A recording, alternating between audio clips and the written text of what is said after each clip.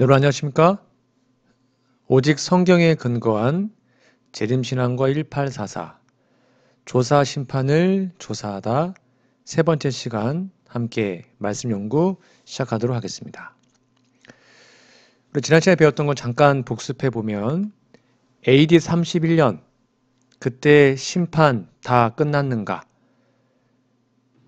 정리하면 미래의 어느 시점에 바로 믿는 그리스도인들을 위한 심판이 있음을 성경 본문이 계속 말하고 있습니다. 특별히 신약에 포함된 서신들은 십자가 31년 이후에 쓰여졌던 것이므로 그 심판은 적어도 AD 31년 이후 어느 시점에 일어나야 합니다. 그리고 우리 지난 시간에 다니엘서 2장을 배웠습니다. 이 다니엘서 2장은 전체 다니엘서에서 공부하게 될 세계 역사의 종말론적 예언들의 기본 개요, 아주 중요한 뼈대를 이룬다고 말씀드렸습니다. 중요한 포인트는 쇠로 묘사된 로마는 세상 역사의 마지막까지 계속 이어진다. 별표 100개짜리입니다. 여러분 꼭 정리해 주시고요. 그래서 비록 로마가 10발가락으로 분열됐지만 그 철의 속성이 진흙과 섞여 있지만 계속 지속됩니다. 재림 때까지.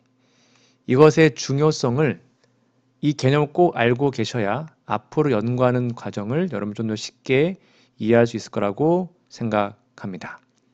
처음에는 순수한 철이었어요. 나중에는 진흙과 섞이게 됩니다. 그럼에도 불구하고 여전히 철이죠. 그것이 예수님 재림 때까지 이어집니다. 이 개념을 여러분 꼭 기억해 두시면 감사하겠습니다. 자, 한 번 더 복습해 드리면 하나님의 사람들, 믿는 자들의 심판이 AD 31년 이후 어느 시점에 지속되고 발생된다. AD 31년에 발생이 된다라는 게 중요한 포인트였고요. 그 다음에 다니엘서 2장의 왕국들이 이어지는 것, 바벨론, 메데페르시아, 그리스, 그다음에 로마, 그다음에 이교 로마와 교황 로마, 이게 예수님 재림 때까지 이어진다.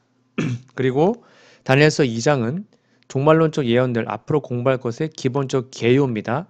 이 순서 꼭 기억해 두시고, 그다음에 철의 로마는 그리스 이후에 등장하여 어느 시점에서 그 형태가 변할지라도 마지막까지 이어진다. 여러분 꼭 기억해 두시기 바랍니다. 오늘은 제4장 다니엘서 7장과 심판, 조사 심판을 조사하다 함께 말씀 연구 진행하겠습니다. 여러분 7장이 말하는 심판 정보가 있는데 다니엘서가 총 12장이거든요. 어느 장이 조사 심판에 관한 가장 많은 정보를 제공할까요? 일반적으로 우리 대림교회는 다니엘서 8장 14절, 그렇죠? 그가 내게 이르되 2300 주야까지니 그때의 성소가 정결하게 되리라 하였느니라. 그래서 다니엘 8장 같지만 정답은 다니엘서 7장입니다.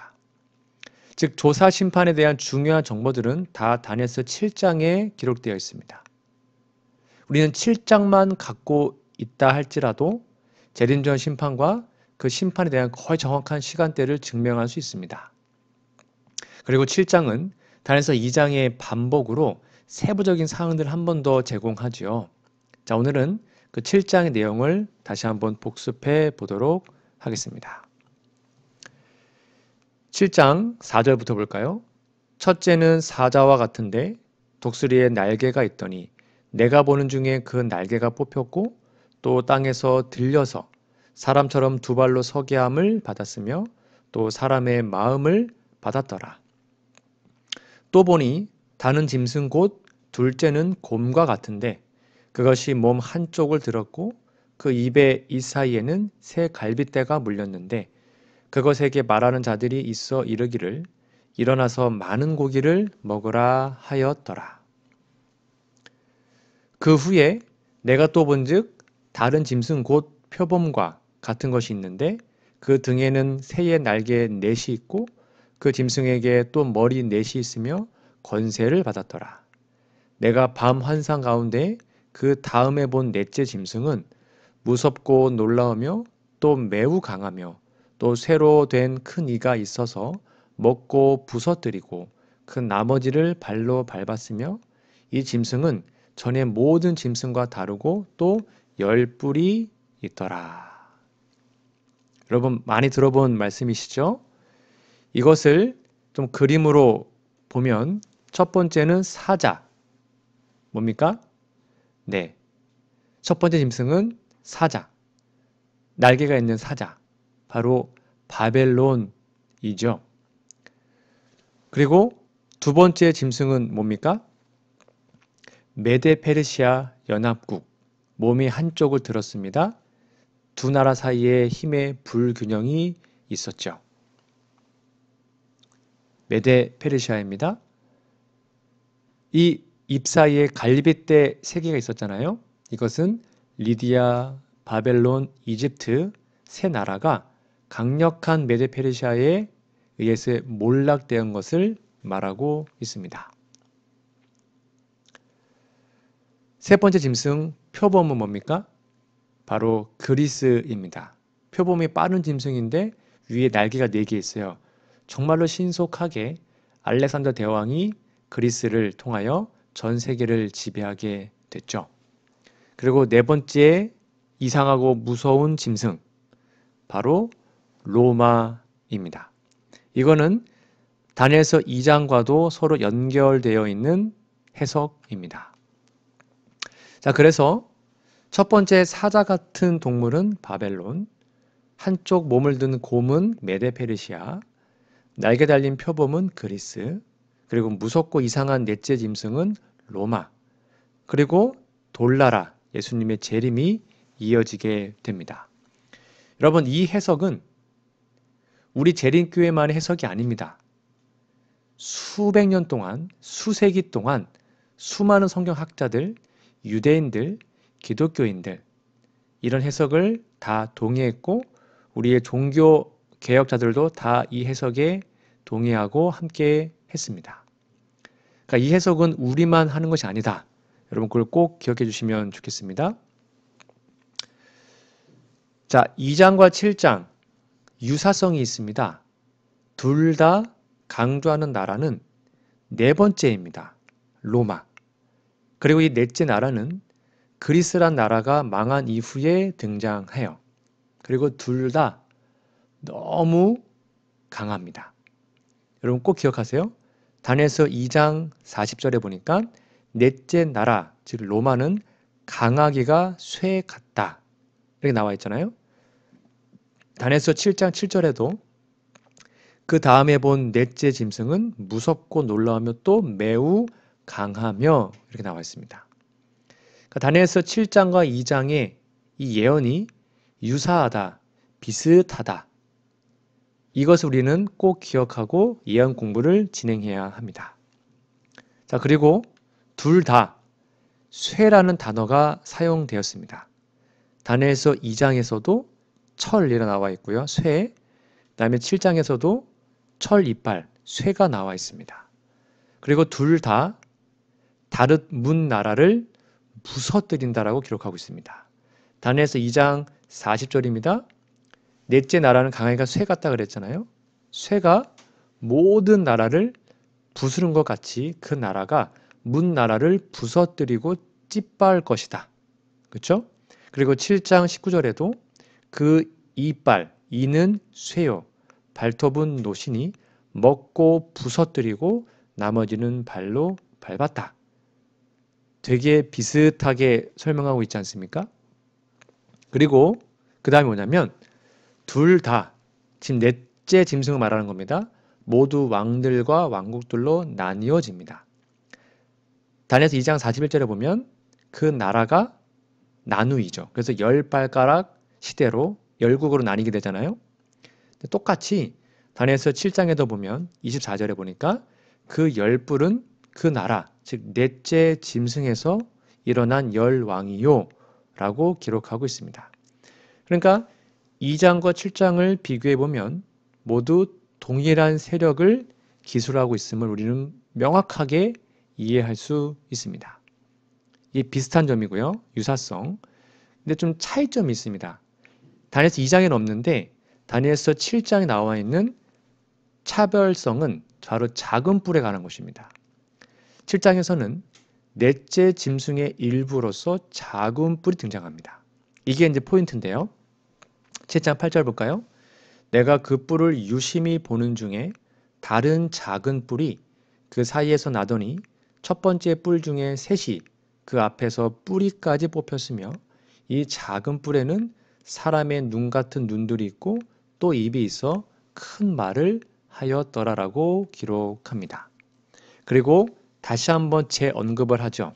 7장 20절 또 그것의 머리에는 10뿔이 있고 그 외에 또 다른 뿔이 나오매 새 뿔이 그 앞에서 빠졌으며 그 뿔에는 눈도 있고 큰 말을 하는 입도 있고 그 모양이 그의 동류보다 커 보이더라. 내가 본즉 이 뿔이 성도들과 더불어 싸워 그들에게 이겼더니라고 기록합니다. 첫 번째는 작은 뿔이 있다는 것이었고요. 그 다음에 7장과 차이점이 뭐냐? 그 작은 뿔은 2장의 철과 진흙처럼 마지막 시대까지 남아 있다는 겁니다.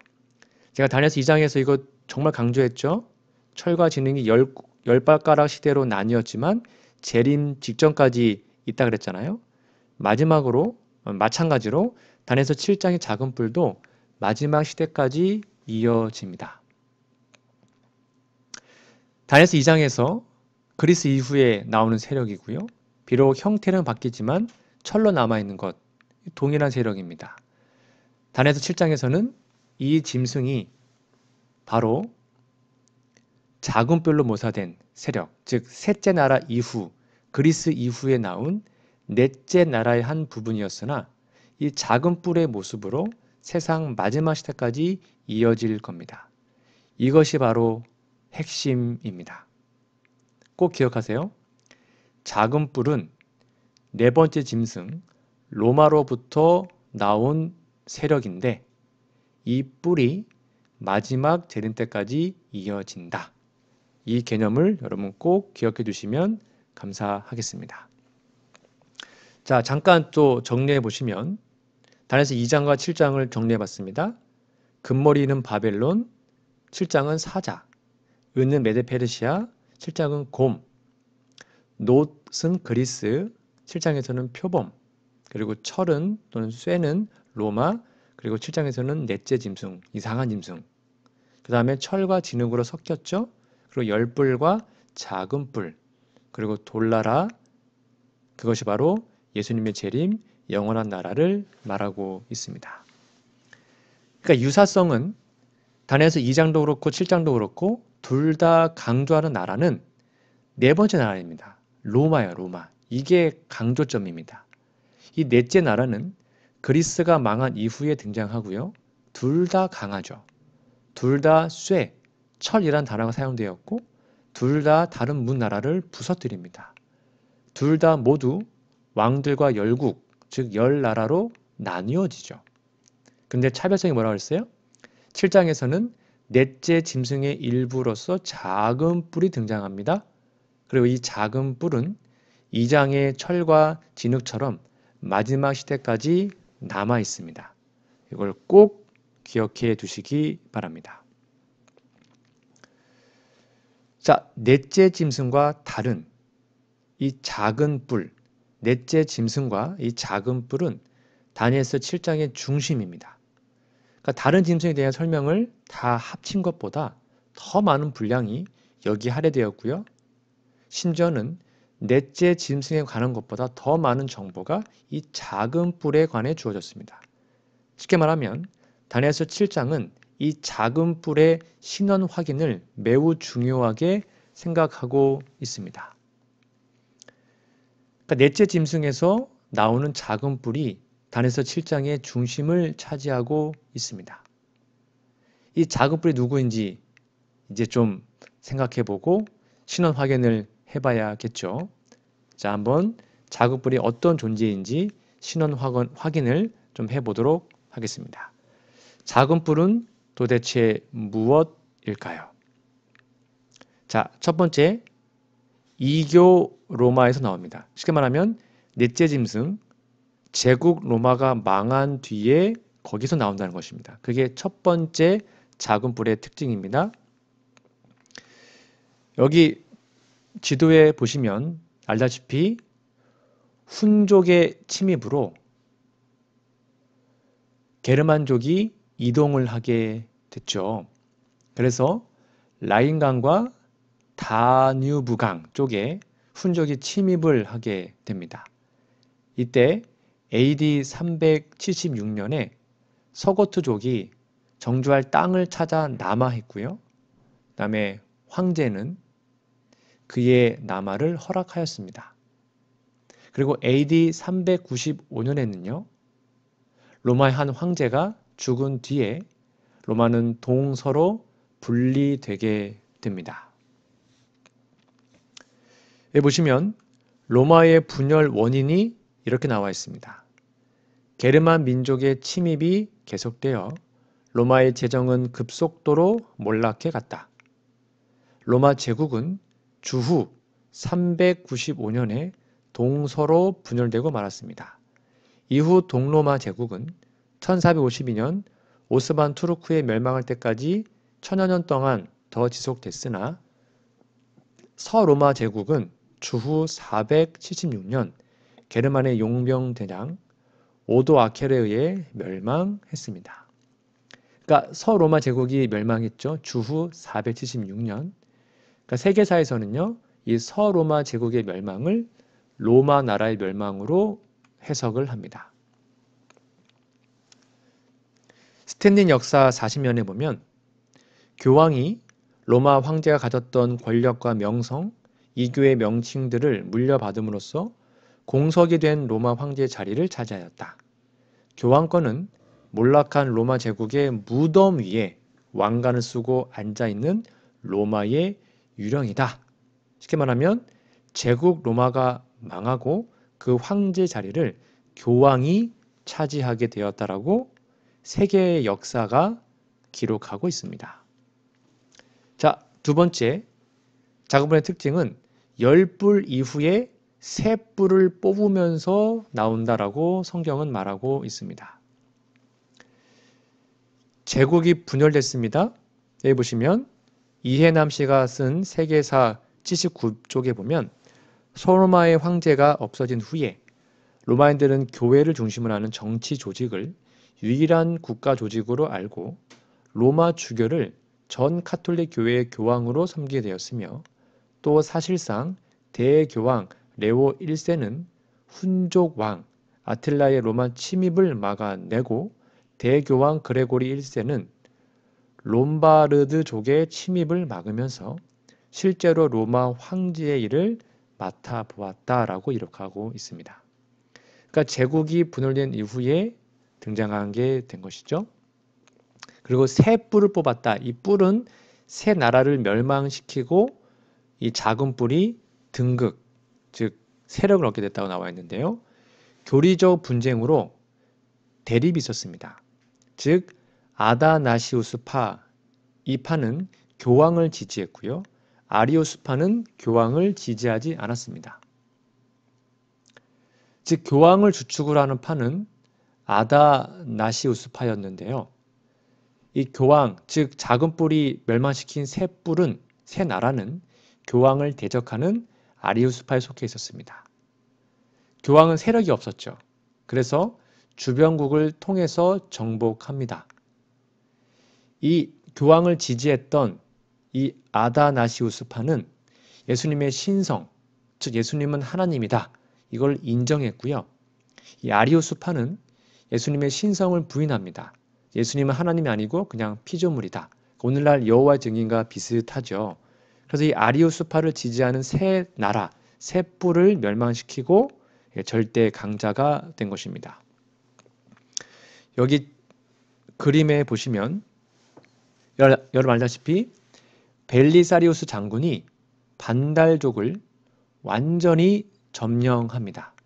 그리고 돌아오는 길에 역시 로마시를 장악하고 있었던 동고트족을 쳐서 멸망시킵니다. 그리고 536년 AD 536년 12월 9일에 마침내 로마시를 점령하고 있었던 동고트족을 축출합니다. 그러나 그 이후도 침입을 계속하던 그 동고트족이 538년 3월 중순에 퇴각합니다. 그러니까 헤룰리를 493년에 정복하고 534년에 반다를 정복하고 그 다음에 538년에 동고트를 정복함으로 1260년에 작은 뿔의 전성시대, 교황의 전성시대가 열린 것입니다. 정말 기가 막히게 세계 역사에서 이 예언이 성취되게 됩니다. 이 또 작은 뿔의 특징은 먼저 있던 자들과 다르다라고 기록하고 있습니다. 이게 무슨 말이냐면 원래 앞의 나라들은 다 제국이잖아요. 이 작은 뿔은 제국이 아닙니다. 종교적인 국가였죠. 그러니까 달라요. 이전의 나라들은 모두 정치적 군주 국가였으나 교황 로마는 정치적 절대 군주 국가이면서 종교적 군주 국가라는 점에서 크게 다르다. 이전의 왕국들은 사람의 몸을 다스렸으나 교황은 사람의 영혼까지 다스린다라고 이렇게 기록을 하고 있습니다. 참 다 들어맞지 않습니까? 그리고 네 번째 특징입니다. 모양이 동류보다 강하다라고 성경에 분명히 기록되어 있습니다. 얼마큼 강했냐? 여기 보시면 대표적인 사건이 있습니다. 카노사의 굴욕인데요. AD 1077년에 있었던 이야기입니다. 교황 그레고리 7세의 세력에 반발한 신성 로마 제국 황제 헨리 4세를 교황이 파문시키자 당황한 헨리 4세는 몸소 이탈리아의 카노사에 찾아가서 교황의 용서를 빌었습니다. 이게 세계사에 기록되어 있는 것입니다. 이게 그 상상한 장면인데요. 카노사에 도착한 때는 1월이었습니다. 엄청 추운 겨울이었습니다. 그런데 교황이 만나주지 않았어요. 맨발로 3일 동안 금식하며 용서를 구한 후에야 교황을 만났고 겨우겨우 파문의 취소를 얻게 되었습니다. 이 정도로 막강한 세력이 작은 뿔 세력이었습니다. 다섯 번째, 큰 말을 하고 하나님을 말로 대적한다라고 작은 뿔의 특징이 기록되어 있는데 과연 그렇게 했을까요? 큰 말을 했다. 이게 뭐냐면 법왕은 순고하고 지존하며 단순히 인간이 아니며 하나님과 같은 분이며 하나님의 대리자이시다. 아니 감히 인간이 자기가 하나님이래요. 법왕은 거룩한 군주요 지존의 제왕이요 왕 중의 왕이시므로 만일에 천사들이 신앙을 잘못한다면 그 천사들을 심판하고 파문에 처할 수도 있다. 이런 말도 안 되는 말을 교황이 했습니다. 그리고 법왕은 그리스도의 대표자이시다. 법왕의 주장은 그리스도의 주장과 동일한 것이다. 이런 말도 안 되는 일을 말하고 있습니다. 그리스도께서 모든 죄를 사유하실 수 있다. 그와 같이 법왕도 그렇게 할 수 있다. 이렇게 자신을 하나처럼 높이는 것을 성경에서는 큰 말을 한다라고 적어놓고 있는 것입니다. 하나 더 보면 법왕은 예수 그리스도의 대표일 뿐 아니라 육신의 휘장으로 가리워진 예수 그리스도 그 자신이다. 이렇게 말도 안 되는 본인이 하나님이고 본인이 예수님이고 자신이 신이라고 작은 뿔이 말을 하고 있는 것입니다. 자, 그러면 여러분 교황을 영어로 POPE, 팝이라고 합니다.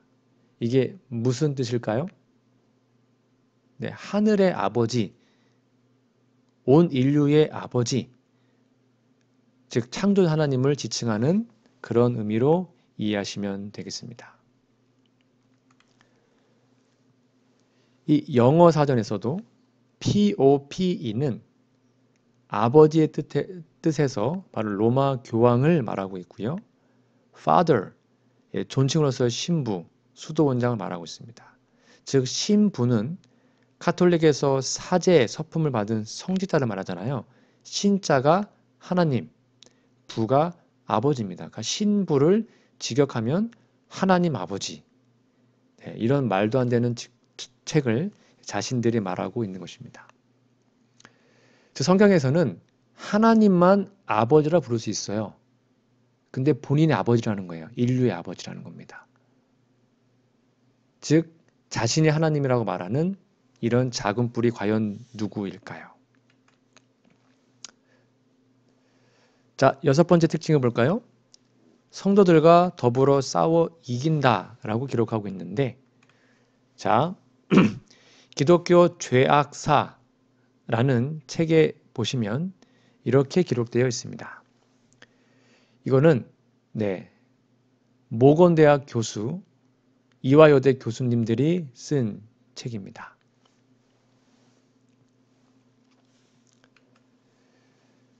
로마 교회가 개신교를 핍박한 사례들입니다. 스페인에서만 종교 재판에 의해서 고난당한 사람들이 산채로 화형당한 사람이 31,912명, 그 다음에 복종하도록 강요된 참여자가 29만 1,450명, 알비젠스인들의 대학살에서 약 100만 명이 죽임을 당했다. 이게 역사적 기록입니다. 즉 예수의 제수이트 제도가 처음 확립된 지 약 30년 동안 93만 명의 신실한 그리스도인들이 그냥 죽었습니다. 살해당했습니다. 역사적 기록입니다. 프로빈스 시의 학살 사건을 볼까요? 1544년 프랑스 남쪽의 프로빈스 시와 그 주변 지방 사람들이 개신교 신앙에 기울어지기 시작했을 때 천주교의 주도로 그 지방 일대 22개 마을에 다 불을 질러 버립니다. 그래서 4,000명의 개신교들을 전부 불태워 죽이는 좀 말도 안 되는 일들을 자행했습니다. 역사적으로. 베지엘의 학살 사건을 볼까요? 프랑스 남쪽 베지엘 시와 그 지역 일대의 주민들이 개신교 신앙 체제를 지지한다는 이유로 십자군을 동원해서요. 인구 3만 명이었던 베지엘 시를 완전히 파괴시키고 6,000명의 시민들이 칼로 학살당했습니다. 정말 끔찍하지 않습니까? 성 바들롬의 학살 사건을 볼까요? 1572년 8월 24일 밤에 프랑스 파리시에서 심야에 울려 퍼지는 성당의 종소리와 함께 축제일에 모여든 개신교도들을 학살하기 위해서 약 2개월간 엄청난 학살을 자행합니다. 그 결과 7만여 명의 개신교들을 다 죽입니다. 즉 천주교에서는요. 이 사건을 정말로 축하했고요. 학살 기념 메달이 만들어지고 기념 벽화가 그려졌습니다. 그리고 교황은 프랑스 왕에게 훈장을 보냈죠. 이러한 말도 안 되는 일들이 역사에 다 기록되어 있습니다. 카톨릭의 신교 학살 역사, 교황이 처음으로 인정했습니다. 교황, 신교도 학살에 카톨릭 개입했다. 교황 요한 바오로 2세는 23일 제12회 카톨릭 청소년 대회 미사에서 4세기 전 발생한 성 바르톨로뮤 축제의 학살 사건에 카톨릭 교회가 개입됐음을 인정했습니다. 역사적으로 수많은 사람들을 죽였고 특별히 하나님의 백성들을 잡아 죽이고 태우고 정말 말도 안 되는 고문했던 그것을 카톨릭도 인정을 했습니다.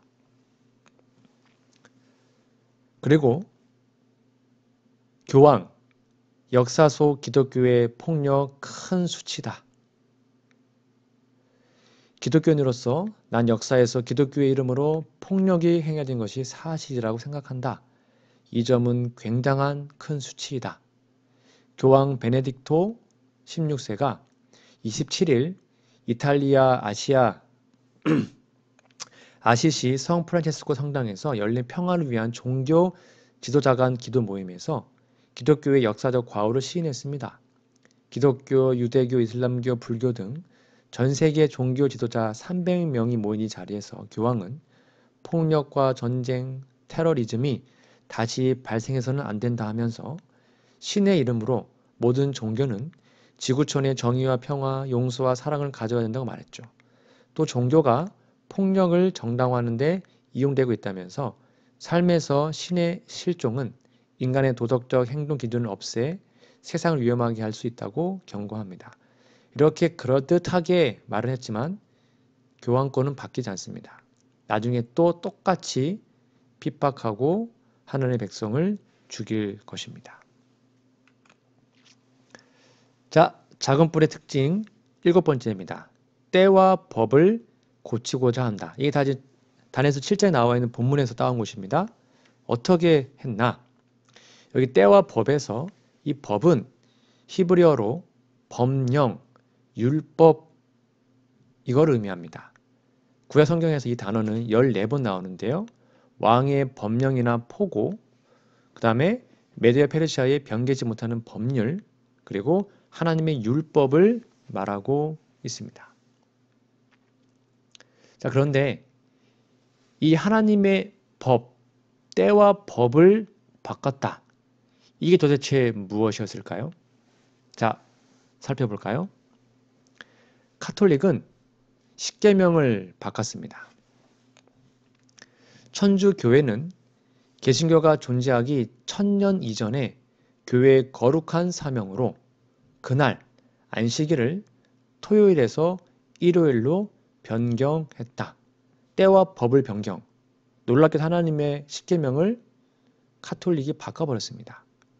이건 저희의 일방적 주장이 아니라 카톨릭이 인정하고 있고요. 카톨릭 미러라는 그 자료에 보시면 그렇게 명확하게 기록이 되어 있습니다. 교회는 그 창립자 그리스도께 받은 거룩하고도 절대적으로 확실한 권위의 권리를 가지고 안식일 지키는 것을 일요일로 변경했다. 천주교 신문에 1942년 8월 14일에 기록하고 있습니다. 천주교는 발뺌하지 않습니다. 내가 바꿨다. 어쩔래. 이게 카톨릭의 말입니다. 하나 더 볼까요? 신부 서한집에 보시면 성경은 안식일을 거룩히 지키라고 말한다. 그러나 로마 카톨릭 교회는 말하기를 아니다. 나의 신성한 권위로서 안식일을 폐하고 주일 중 첫째 날인 일요일을 거룩하게 지키라고 명하는 바이다.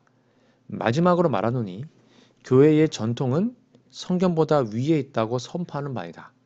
우리는 우리의 교리를 전통에 기초한 것이다. 진짜 이렇게 말도 안 되는 짓을 하고 있어요. 그래서 여러분 알다시피 하나님의 말씀 십계명에는 1부터 10까지가 있지 않습니까?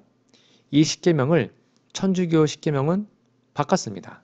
알다시피 두 번째 계명 우상 만들지 말고 섬기지 말라.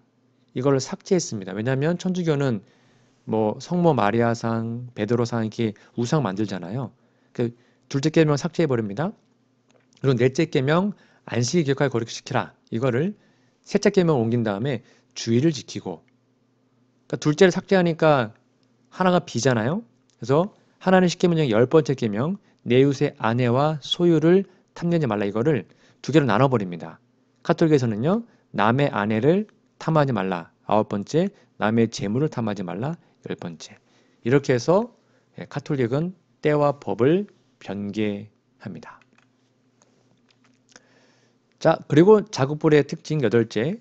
한때, 두때, 반때 동안 핍박을 했다. 이렇게 기록하고 있거든요. 이게 작은 뿔이 활동했던 기간입니다. 성도는 그의 손에 붙임 바 되어 한때와 두때와 반때를 지내리라. 한때, 두때, 반때 이거를 더하면 세때 반. 여기에 때는 1년을 말합니다. 히브리 원어가 그렇습니다. 세때 반이니까 3년 반을 말하죠. 이거를 성경에서는 예언역은 1년 12달이잖아요. 똑같이. 그래서 3년 반은 42달, 42개월을 말하고 있고요. 그리고 예언역에서는요. 하루가 한 달이 30일입니다. 그래서 1년 360일로 풀어요. 그래서 1260일이 됩니다.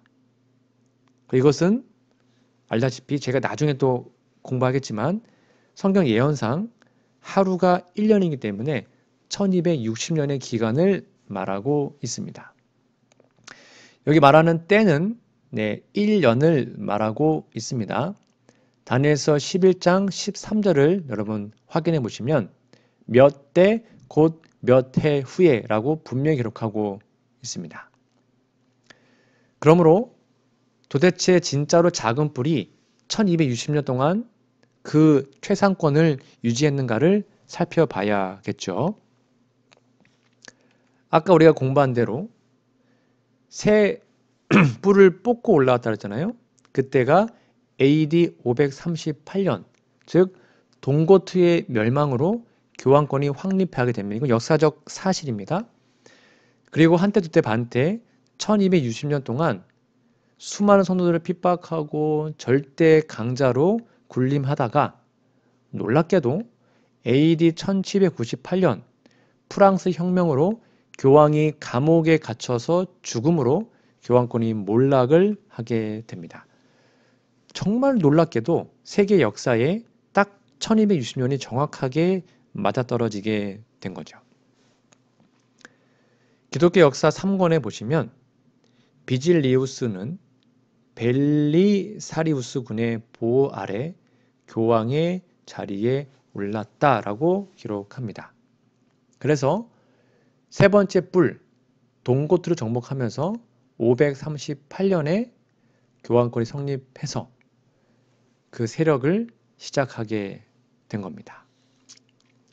그리고 1260년의 끝 교회 역사에 보시면 1798년 로마에서의 한 불란서의 사례는 불란서 즉 프랑스인들에게 영원한 도시 로마를 정복하고 교황의 세속적 권력의 종지부를 찍을 구실을 마련해 주었다. 늙은 교황은 발렌스로 유배당하였다 해서 교황이 몰락하게 됩니다.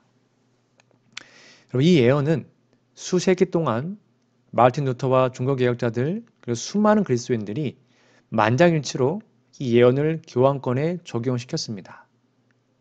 마르틴 루터, 쭈빙글리, 칼빈, 멜랑이톤 그리고 그 후 3세기 동안 모든 개혁자들은 종교개혁자들은 다니엘서 7장의 작은 뿔을 교황권에 적용시켰습니다. 재림교회만 이렇게 푸는 것이 아닙니다. 우리 믿음의 선배들이 다 그렇게 해석을 했어요. 그리고 종교개혁 이전에도 유대인의 학자 수많은 사람들이 다니엘서 7장 연구한 끝에 다음과 같이 기록합니다. 아이작 아브라 바넬이라는 유대인 랍비입니다. 나는 내심 이런 확신에 이르렀다. 작은 뿔은 교황의 통치를 말한다. 자, 그러면 이제 연속성의 확인을 해볼까요? 바벨론이 있었죠. 망하고 메데페르시아, 망하고 그리스. 그리스가 망하고 이교 로마가 등장을 했었어요. 이교 로마가 열 나라로 분열된 다음에 교황 로마가 등장하게 됩니다. 자, 그러면 작은 뿔 이후의 예언은 도대체 무엇일까요? 조사심판을 조사해 봅시다. 이거 정말 중요합니다. 여러분 성경책에 꼭 적어놓으세요. 패턴이 있습니다. 다니엘서 7장 8절에 보시면 내가 그 뿔을 유심히 보는 중 다른 작은 뿔이 그 사이에서 나타났다. 작은 뿔이 등장합니다. 그 다음에 7장 9절에 보시면 9절 10절부터 보시면 옛적부터 항상 계신 이가 좌정했죠. 그 옷에 희기가 눈 같은 하나님이시잖아요. 그 다음에 10절 볼까요? 불이 강처럼 흘러 그 앞에 나오며 그에게 수종한 자들은 천천히요 그 앞에 시위한 자는 만만이며 심판을 베푸는데 책들이 펴놓였다. 잘 보셔야 됩니다. 다니엘서 7장 8절에 작은 뿔이 등장합니다.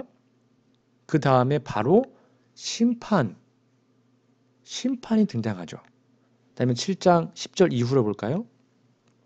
14절에 보시면 그에게 권세와 영광과 쭉 설명한 다음에 영원한 나라다. 그 나라는 패하지 아니할 것이다. 이게 패턴입니다. 작은 뿔이 등장합니다. 그리고 심판이 있네요. 그리고 하나님이 그의 나라를 세우십니다. 한 번 더 볼까요? 자, 다니엘서 7장 21절 볼까요? 내가 본즉 이 뿔이 작은 뿔이 등장합니다. 작은 뿔 잘 보세요. 그 다음에 22절입니다. 옛적부터 항상 계신 이가 와서 지극히 높으신 이의 성도들을 위하여 원한을 풀어주었고 이 원한을 풀어주다가 심판과 같은 의미입니다. 때가 이름에 성도들이 나라를 얻었다. 오, 하나님 나라가 세워지네요. 작은 뿔, 심판, 하나님의 나라. 이 하나님 나라는 재림 때 세워지는 거잖아요. 또 반복해 볼까요? 다니엘 7장 25절. 그가 작은 뿔입니다. 장차 지극히 높으신 이를 말로 대적하죠. 한때 두때 반때 내가 설명드렸습니다. 그 다음에 25절 다음에 26절 가운데 보니까 그러나 심판이 시작되면 또 심판이 나오네요. 그 다음에 27절 바로 이어서 나오는 게 뭐예요? 나라와 권세 온천의 열국이 다 높으신 이에게 붙임만 되었고요. 그 나라는 영원한 나라다. 또 하나님 나라가 나오네요. 여러분 이게 정말 중요한 포인트입니다. 이거 여러분 꼭 기억하셔야 합니다. 꼭 3번이나 7장에 반복이 되어 있습니다. 정리하십시오. 작은 뿔이 등장합니다. 그리고 심판이 나오네요. 그리고 하나님의 나라가 세워집니다. 이 패턴이 7장에만 3번이 반복돼요. 여러분 이걸 정말 중요하니까 꼭 기억해 두시기 바랍니다. 자, 2장과 7장을 이제 좀 정리해 보면 다니엘서 2장과 7장은 모든 사건이 연대 순으로 일어나고 있음을 볼 수 있습니다. 다시 살펴보지만 첫째 왕국은 바벨론, 그쵸? 바벨론 후에 메데페르시아, 메데페르시아 후에 헬라, 그리스, 헬라 후에 이교 로마, 제국 로마, 그 나라가 망하고 교황 로마가 이어집니다. 그리고 교황 로마 이후에 하늘의 심판이 펼쳐지고요. 마침내 그 이후에 하나님께서 그의 나라를 세우시죠. 그게 재림입니다. 근데 분명히 심판은 다니엘서에 나와 있는 7장 한때와 두때와 반때, 즉 작은 뿔의 마지막 단계, 작은 뿔이 마지막 단계에서 세력을 잃은 이후에 있을 거죠. 기억하십시오. 그 다음에 바벨론 제국은 주전 539년에 몰락했잖아요. 밑에 빨간색 연도입니다. 쭉 정리해 보시면 로마 제국의 두 번째 모습, 즉 교황 로마는 AD 1798년에 끝이 나죠. 그쵸? 그리고 AD 1798년에 로마 교황이 끝난 다음에 그 다음에 언제인지 모르지만 하늘에서 심판이 펼쳐집니다. 작은 뿔, 심판, 하나님의 나라. 자, 여기에서 우리는 중요한 사실을 볼 수 있습니다. 바벨론 이후에 메데페르시아, 메데페르시아 이후에 헬라, 헬라 이후에 로마, 로마 이후에 교황 로마, 교황 로마가 1798년에 세력을 잃은 후에 하늘에서 심판이 있는 것이죠. 그러니까 이 조사 심판은 최소한 AD 1798년 이후 어느 시점에 진행되겠죠. 예수님의 재림 직전까지. 자, 정리가 되셨죠? 이게 지금 성경으로만 지금 증명하고 있는 패턴입니다. 다시 강조할게요. 바벨론 주전 539년, 메데페르시아 주전 331년, 헬라 주전 168년, 로마, 이교 로마, 그 다음에 이어서 교황 로마가 1798년에 끝나요.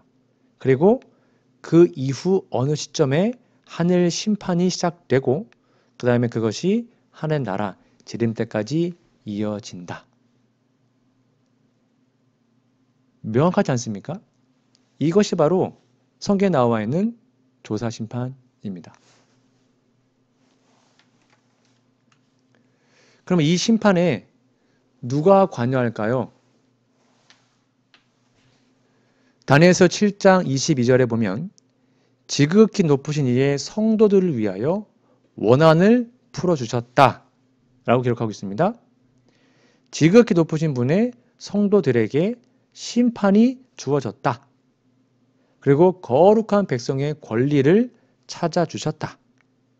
그리고 성도들을 위해 판결했다. 그러니까 이 심판은 여러분 아무나 받는 게 아니에요.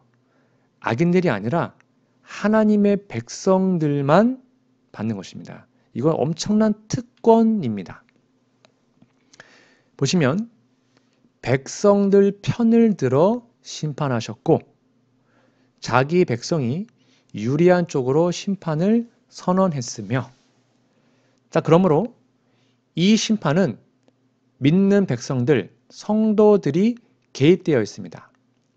그렇지 않다면 어떻게 심판이 성도들을 위해서 혹은 자기 백성이 유리한 쪽으로 진행되겠습니까? 그리고 이것은 성도들이 판결하는 심판이 아닙니다. 그 이유는 아직 우리는 하늘에 가지 못했기 때문이죠.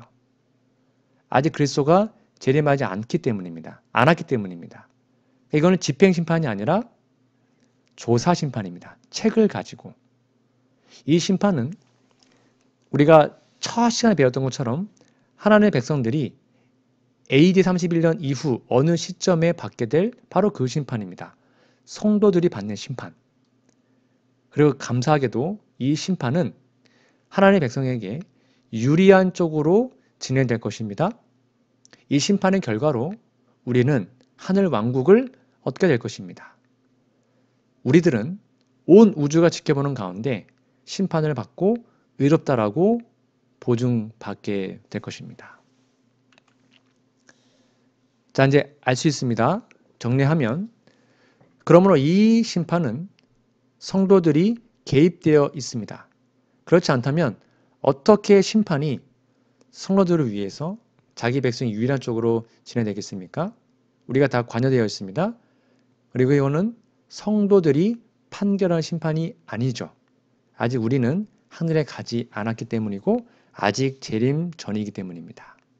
그리고 이 심판은 우리가 제일 처음 배운 것처럼 AD 31년 이후 어느 시점에 받게 되는 심판입니다.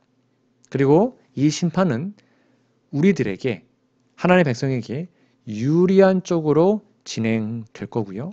이 심판의 결과로 우리들은 하늘 왕국을 얻게 될 것입니다. 여러분 놀랍지 않습니까? 이것이 바로 재림전 심판 또는 조사 심판이라고 불리우고 있습니다. 여러분 성경만으로 지금 증명했습니다. 성경적으로 조사 심판은 분명히 존재하고 진행될 것입니다. 이것이 바로 명확한 하나님의 말씀임이죠. 자, 복습하겠습니다. 하나님의 백성에 대한 심판이 주후 31년 이후에 일어날 것입니다. 하나님의 백성에 대한 심판이 주후 1798년 이후에 일어날 것입니다. 하나님의 백성에 대한 심판이 재림 전에 일어날 것입니다. 여러분 꼭 기억해 주시면 감사하겠습니다. 함께 기도하겠습니다. 하나님, 오늘 귀한 말씀을 함께 나누었습니다.